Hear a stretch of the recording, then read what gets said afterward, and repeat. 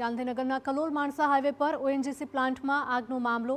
Fire વિભાગની ટીમે આગ પર કાબૂ મેળવ્યો।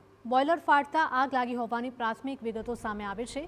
ઓએનજીસીના અધિકારીઓ દ્વારા આગનું ચોક્કસ કારણ જાણવા માટે તપાસ। ગુજરાત સ્ટેટ ડિઝાસ્ટરની ટીમ પણ તપાસ કરવા માટે પહોંચી।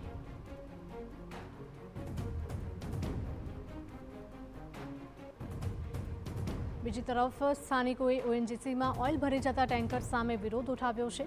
સ્થાનિકોનો આરોપ છે કે ટેન્કરના ટાયર ઉપર ચોંટેલું ઓઇલ રોડ ઉપર પડતા અકસ્માત થાય છે, ખાસ કરીને ટુ વ્હીલર સ્લીપ થઈ જાય છે। સ્થાનિકોનો આક્ષેપ છે કે આ બાબતે ઓએનજીસીમાં અનેક વખત રજૂઆત કરવા છતાં કોઈ નિવારણ નથી આવ્યું, ત્યારે તાત્કાલિક આ સમસ્યાનું નિરાકરણ લાવવા સ્થાનિકોએ માંગ કરી।